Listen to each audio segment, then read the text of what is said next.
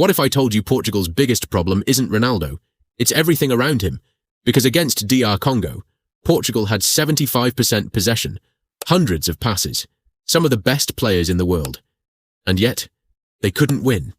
That's not a bad result. That's a warning. And if Portugal doesn't fix it fast, Ronaldo's final World Cup could end before it even begins. Let's talk about the biggest lie in football: possession. People saw Portugal controlling the ball and thought they controlled the game. They didn't. DR Congo wanted Portugal to have the ball. They sat deep, stayed organised, waited patiently, and Portugal kept passing sideways. Again, and again, and again.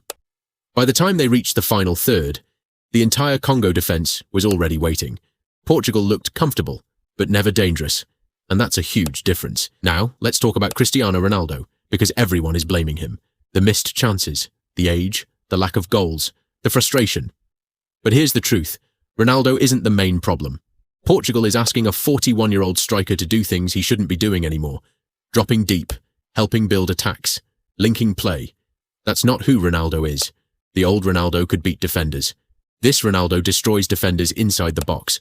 But for that to happen, the ball has to reach him first. And against DR Congo, it rarely did. If I was Roberto Martinez, I'd change 3 things immediately. Number 1, play faster. Stop taking 10 passes when 3 will do. Number 2, use real width. Stretch defenses. Force opponents to move. Create space for Bruno and Ronaldo. And number 3, cross earlier. Stop waiting for the perfect moment. Create chaos. Because chaos is where great strikers survive. And Ronaldo is still one of the best finishers football has ever seen. Want to know who impressed me? João Neves, Francisco Conceição, Nuno Mendes. The young guys. The players who looked fearless. Portugal doesn't need more control. Portugal needs more courage. Because right now, the youngsters look hungrier than the veterans. Here's the scary part. Portugal still has enough talent to go deep into this tournament. Maybe even win it. But talent alone doesn't win World Cups. Intensity does. Speed does. Adaptation does.